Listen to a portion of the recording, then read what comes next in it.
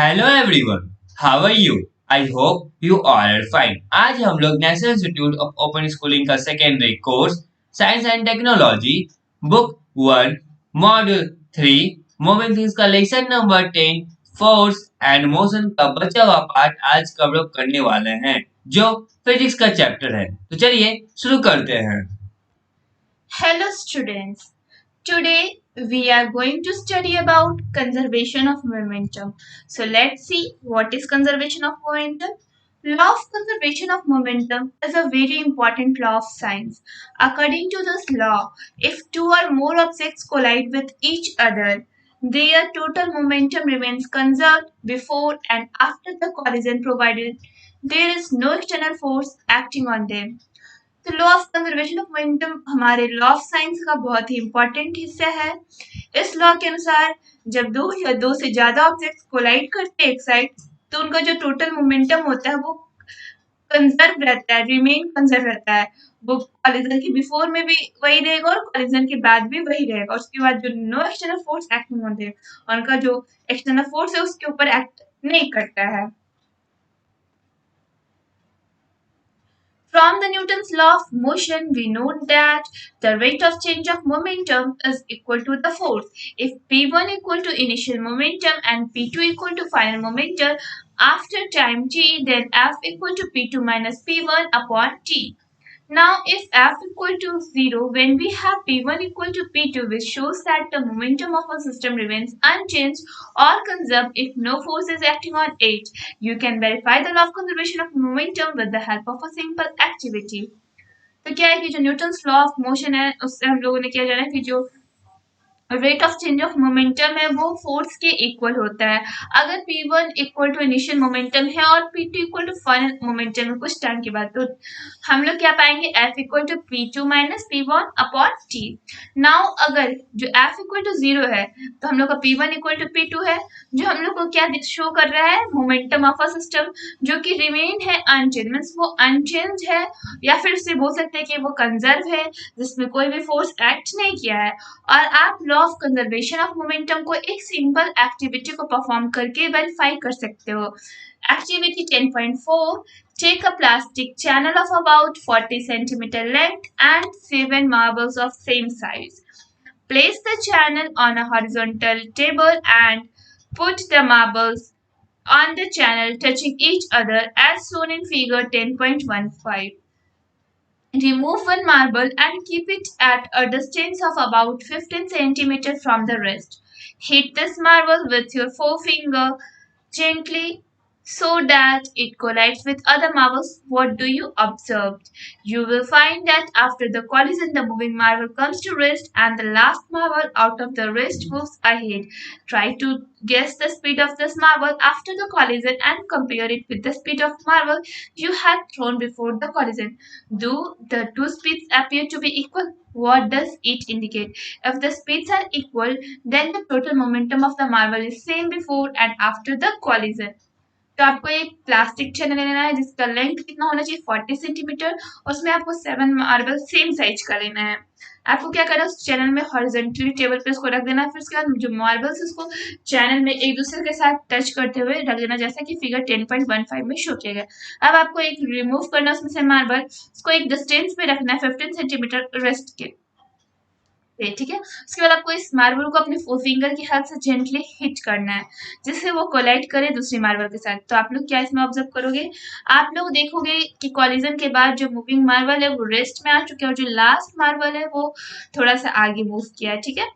आप इसको गेस करने की कोशिश कीजिए जो कि स्पीड ऑफ मार्बल था कॉलिजन के पहले और कॉलिजन के बाद के स्पीड, जो आप लोगों ने कॉलिजन करने के लिए उसे हिट किया था तो उसका जो स्पीड था और आफ्टर कॉलिजन उसका क्या है स्पीड था, उसको आप लोग को कंपेयर करना है।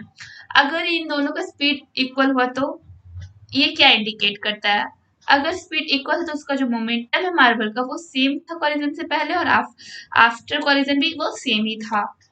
Repeat this activity by removing two marbles and striking them with the 5 marbles at rest. What do you observe this time? What conclusion do you derive from this activity? You will find that in each case, total momentum of marbles before collision is same as after collision. तो आपको ये activity फिर से repeat करना है। आपको क्या करना है, उसमें से 2 मार्बल को रिमूव करना है, उसके बाद स्ट्राइक करना है 5 मार्बल्स को जब वो रेस्ट पे हो। आपको इस टाइम क्या ऑब्जर्व करना है, आपका कंक्लूजन ये होगा कि आप इस एक्टिविटी से क्या ड्राइव किए। आप ईच केस में क्या पाएंगे कि जो टोटल मोमेंटम है मार्बल्स का बिफोर कॉलिजन और आफ्टर कॉलिजन सेम है। Do you know, have you ever seen a toy as shown here? If not, try to find this toy in a toy shop or a science museum. Can you tell the principle on which this toy works? तो क्या आप यहाँ पे जो figure में आपको दिखाया जा रहा है जो टॉय, क्या आप लोगों ने कभी से देखा है? अगर नहीं देखा है तो आप टॉय शॉप पे जाइए और ऐसे टॉय को देखिए, खोजने की कोशिश करिए, या फिर एक साइंस म्यूजियम में भी आपको ऐसा टॉय मिल जाएगा।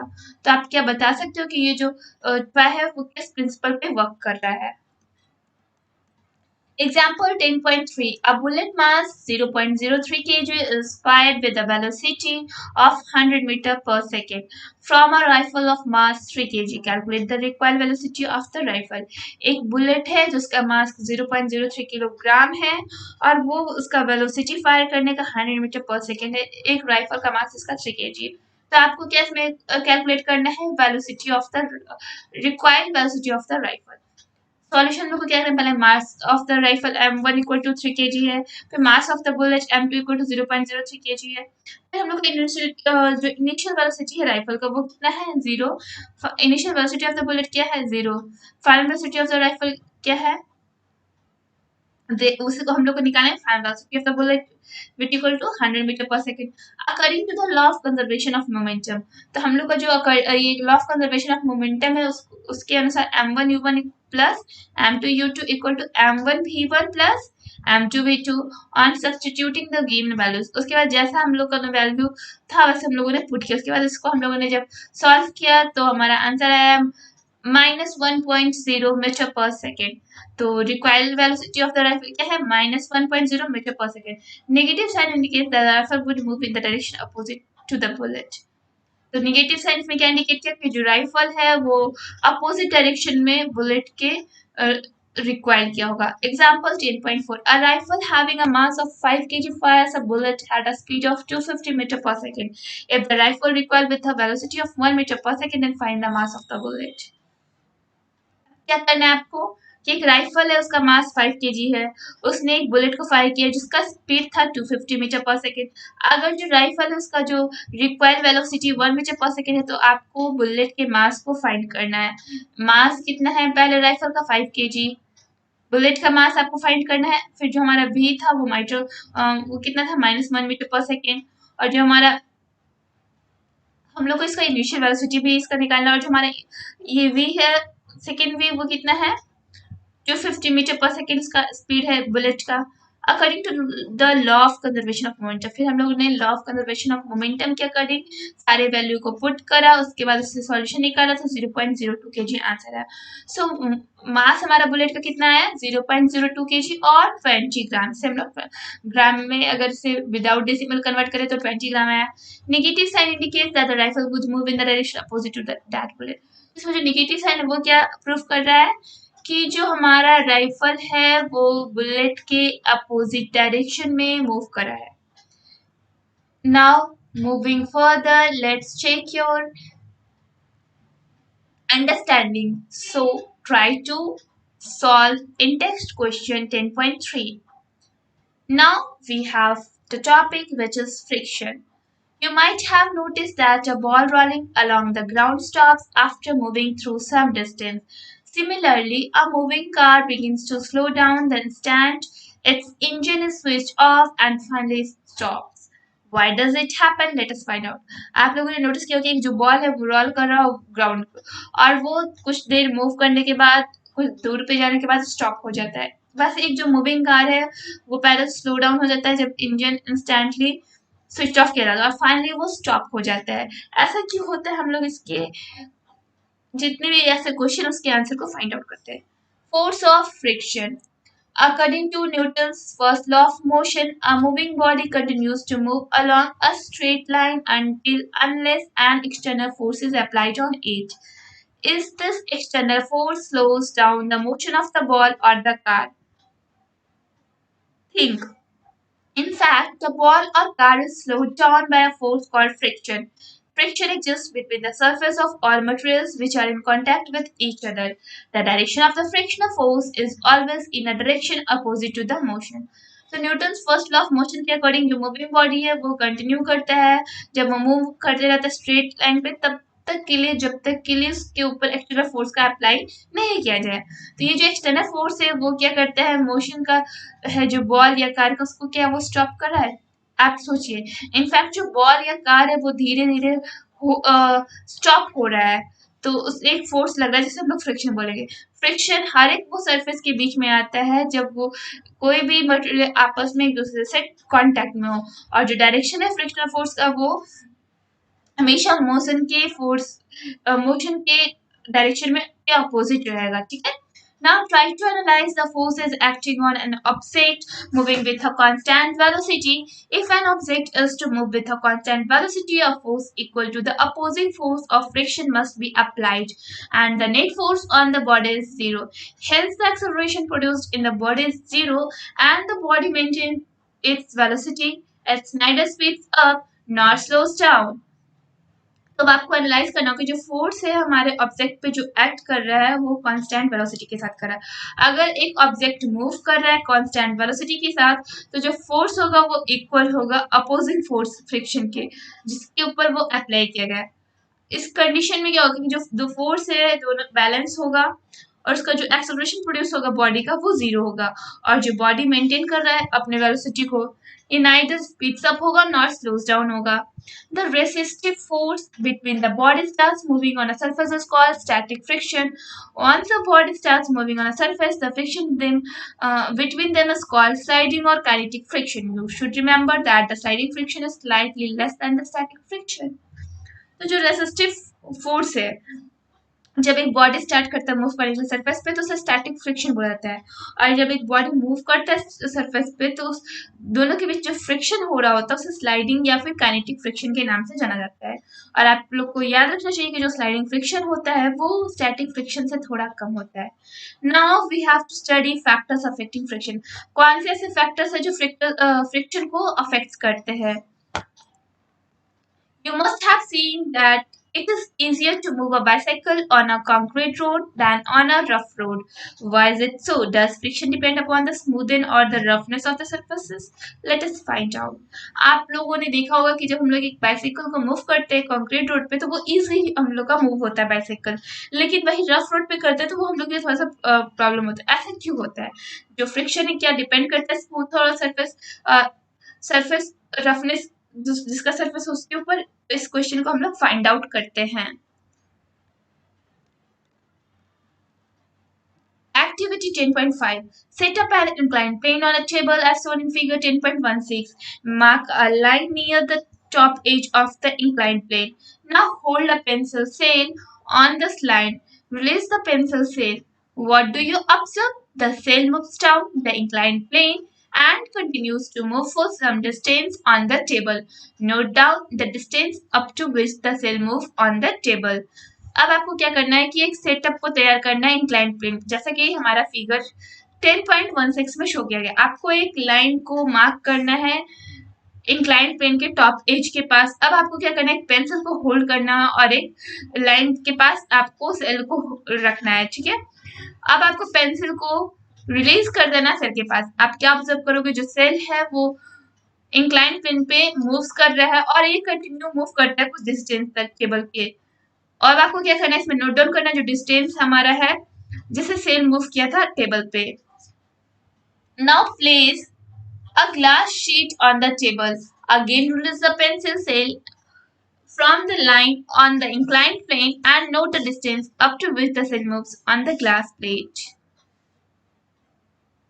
Repeat this activity by spreading a uniform layer of sand on the table, in which case the distance covered by the pencil sail is maximum, in which case it is minimum. What do you conclude from this activity? तब आपको क्या करना है कि glass sheet table पे बिछा देना है, उसके बाद आपको फिर से पेंसिल सेल को रिलीज करना है इंक्लाइंड प्लेन से। तो आपको फिर से इसका जो डिस्टेंस है जहां तक पेंसिल से मूव किया था ग्लास प्लेट पे उसको मार्कअप करना है और इस एक्टिविटी को फिर से रिपीट करना है वहां पे कुछ यूनिफॉर्म लेयर सैंड के स्प्रेड करके। अब आपको इस केस में क्या करना है कि जो डिस्टेंस कवर ये बताना है कि आपका जो पेंसिल से वो किस पे ज्यादा मैक्सिमम डिस्टेंस कवर किया था और किस केस में उसका मिनिमम डिस्टेंस कवर है। अब आप इस एक्टिविटी से क्या कंक्लूड करते हैं? You will find that the distance moved by the cell is maximum on the glass surface and minimum over the sand. This difference is due to the friction offered by different types of surfaces. Smooth glass surface offers less friction compared to a rough sand bed. The smoothness of the surface is one of the factors on which friction depends. तो आप लोग क्या देखोगे, जो distance एक cell के द्वारा highly या मैक्सिमम कवर किया गया था तो वो ग्लास सरफेस पे था और मिनिमम किस पे कवर किया गया था, सैंड पे। तो ये जो डिफरेंस है फ्रिक्शन का वो डिफरेंट टाइप्स ऑफ सरफेसेस के द्वारा जो ऑफर किया गया था फ्रिक्शन उसके बेसिस पे है। जो स्मूथ ग्लास सरफेस था उसने लेस फ्रिक्शन ऑफर किया compare to a rough sand bed. इसलिए हम लोग कह सकते हैं कि जो स्मूथनेस है सरफेस का वो एक फैक्टर है जिसपे फ्रिक्शन डिपेंड होता है। You might have observed that more force is needed to move a heavy box than to move a lighter box on the same surface. It is so because the heavy box has greater normal reaction of the surface on the box against the action of its weight, and hence greater frictional force. Thus, friction also depends upon the normal reaction. अब आप लोगों ने observe किया होगा कि जो हम लोग हैवी बॉक्स को मूव करते हैं तो हम लोगों में मूव करने के लिए ज्यादा फोर्स की जरूरत पड़ती है, और जब लाइटर बॉक्स हम लोग सेम सरफेस पे मूव करते हैं तो हम लोग को उतनी फोर्स की आवश्यकता नहीं होती। ऐसा क्यों है? क्योंकि जो हैवी बॉक्स है उसका जो नॉर्मल रिएक्शन है अगेंस्ट सरफेस वो क्या है, ग्रेटर फ्रिक्शनल फोर्स उसे चाहिए, और जो फ्रिक्शन है वो किस पे डिपेंड करता है, नॉर्मल रिएक्शन पे। ठीक है। Advantages and disadvantages of friction. अब हम लोग देखेंगे कि फ्रिक्शन की क्या एडवांटेज है और क्या डिसएडवांटेज है। The friction plays a very important role in our day-to-day life. It has several advantages as well as disadvantages.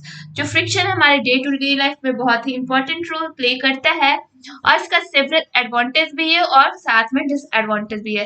First we have try to know what are the advantages of friction. Friction के क्या advantage है हम लोग उसे देखते हैं।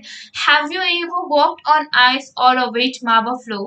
You might have found that it is difficult to balance your body. The force of friction developed between the soles of your shoes and the ground helps us to move.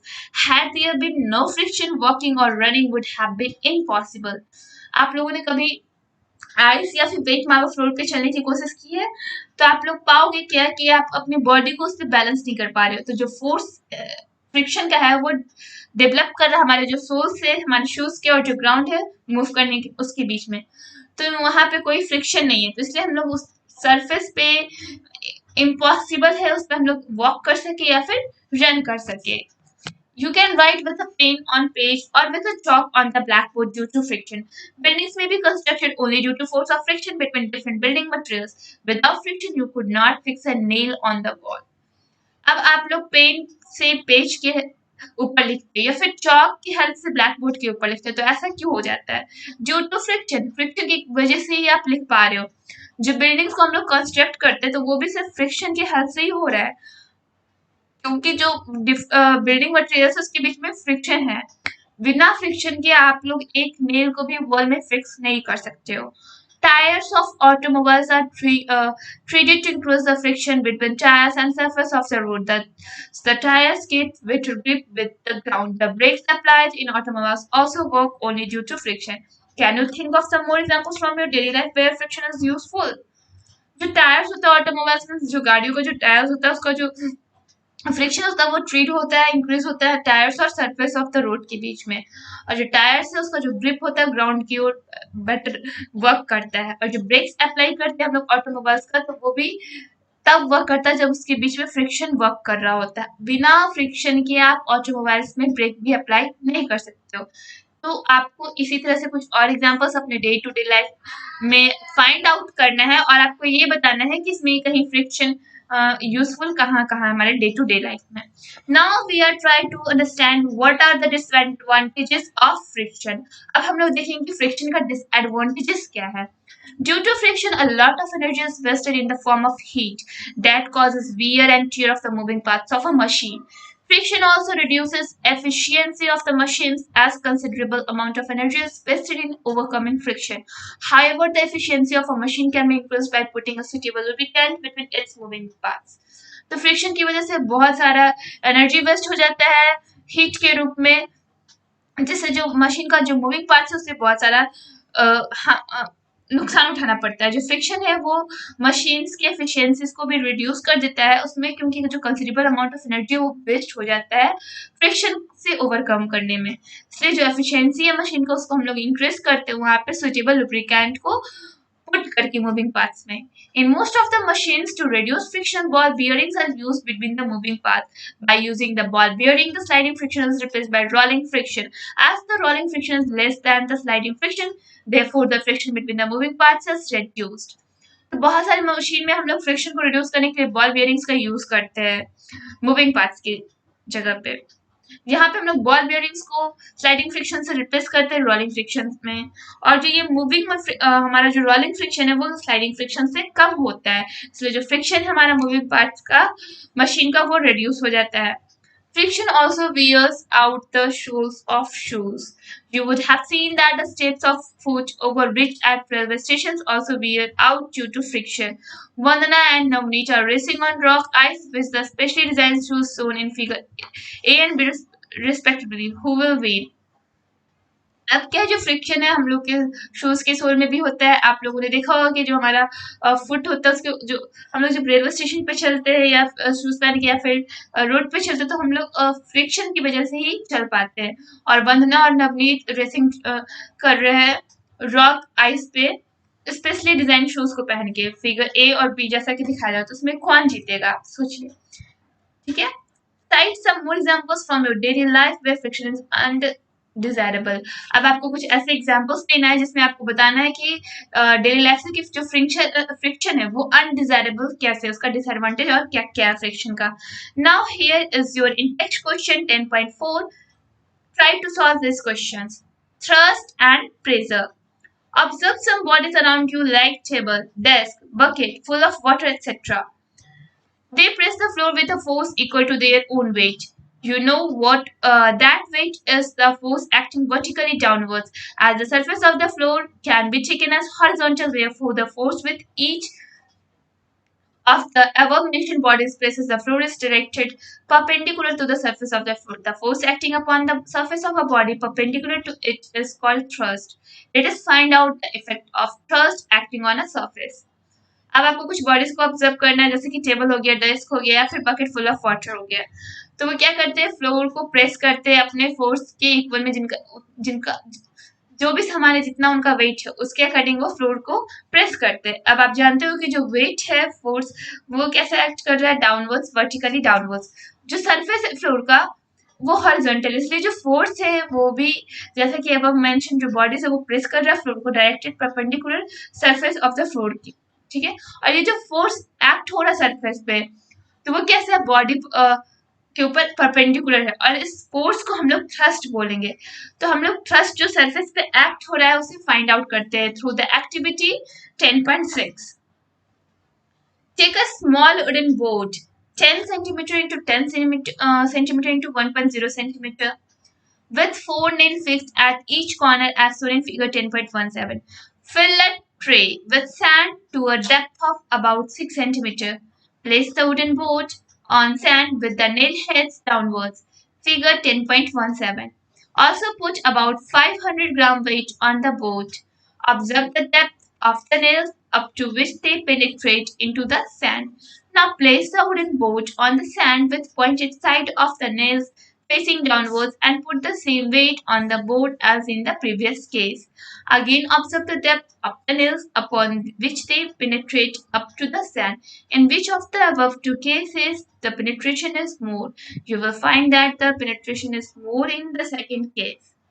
तो आपको क्या करना है, एक स्मॉल वुडन बोर्ड लेना है जिसका size होगा 10 centimetre into 10 centimetre into 1.0 centimetre. इसमें आपको 4 नेल को फिक्स करना है चारों कॉर्नर पे, जैसे कि फिगर 10.17 में शो किया गया। अब आपको एक ट्रे को सैंड के हेल्प से भरना है और उसका डेप्थ होना चाहिए 6 सेंटीमीटर। अब आपको उसमें क्या करना है, वुडन बोर्ड को प्लेस करना है सैंड के ऊपर, जिससे जो नेल है वो का जो हेड है वो डाउनवर्ड्स की ओर जैसा कि फिगर 10.17 के बी में शो किया गया है। अब आपको क्या करना है कि 500 ग्राम वेट आपको बोर्ड पे डाल देना है। अब आपको क्या करना है कि उसमें जो डेप्थ है नेल्स का उसको ऑब्जर्व करना है कि वो कितने नीचे तक पेनिट्रेट हुआ, मीन्स कितने नीचे तक गया है। Now place the wooden board on the sand. अब आपको क्या करना है कि जो वुडन का जो लकड़ी का बोर्ड है उसके आपको सैंड के ऊपर पॉइंटेड साइड की जो नेल्स जो है वो डाउनवर्ड्स की तरफ होना चाहिए। आपको उसके ऊपर सेम वेट डालना है, इट मीन्स 500 ग्राम, जैसे कि आपने प्रीवियस केस में किया था 10.17 के सी। अब आपको फिर से उसके ऑब्जर्व जो आपको क्या करना है, इसको ऑब्जर्व करना है कि जो नेल्स है वो फिर कितने डीप तक पेनिट्रेट हुआ है सैंड में।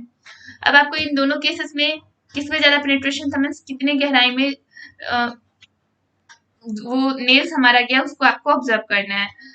तो आप क्या देखोगे कि जो आपका पेनिट्रेशन है नेल का वो सेकंड केस में ज्यादा हुआ है। Thus, the action of the given thrust depends on the area of the surface it acts upon. The smaller the area on which the thrust acts, the more evident is the result of its action. The thrust on unit area is called pressure. तो जो action हो given thrust का वो depend किस पे किया, area of the surface जिस पे वो एक्ट हुआ। जो स्मॉलर एरिया रहेगा उसे जिस पे थ्रस्ट एक्ट करेगा तो उसमें जो हमारा रिजल्ट आएगा एक्शन का वो ज्यादा एविडेंट होगा। इसलिए हम लोग कह सकते हैं कि जो हमारा यूनिट एरिया थ्रस्ट का वो क्या है, pressure. Thus pressure equal to thrust upon area. तो प्रेशर के यहाँ पे हम लोग का फॉर्मूला क्या है, thrust upon area. The SI unit of pressure is Newton per meter square.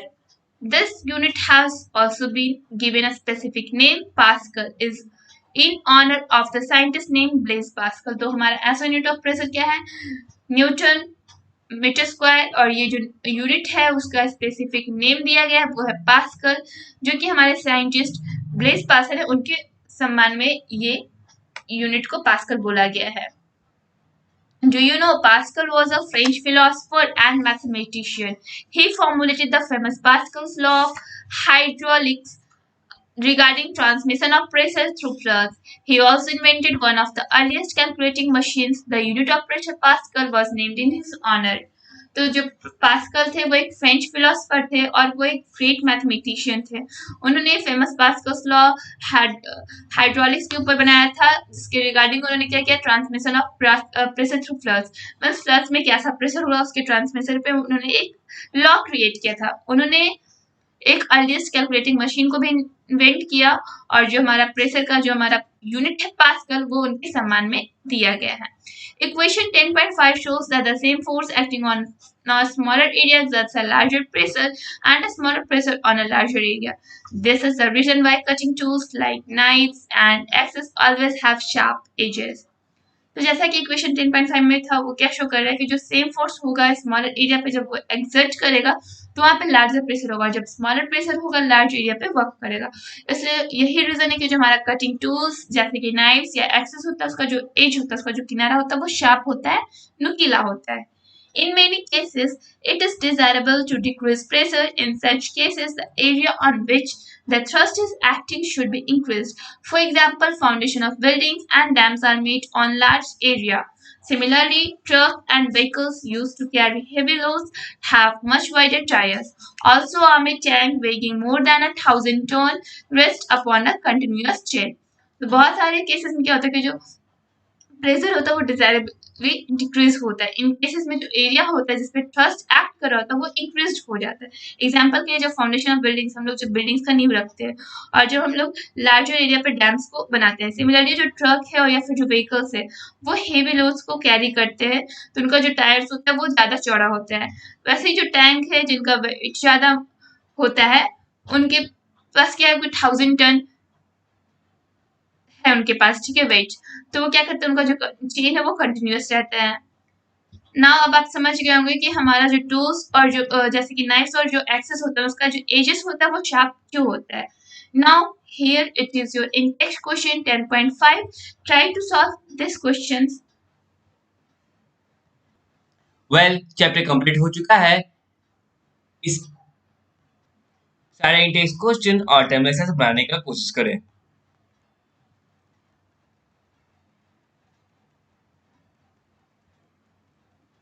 ये रहा टर्मिनल एक्सरसाइज।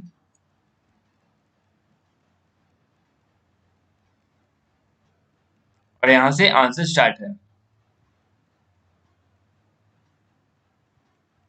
चैप्टर से अगर कोई भी प्रॉब्लम हो तो अपने प्रॉब्लम को कमेंट बॉक्स में रखें। Thank you everyone.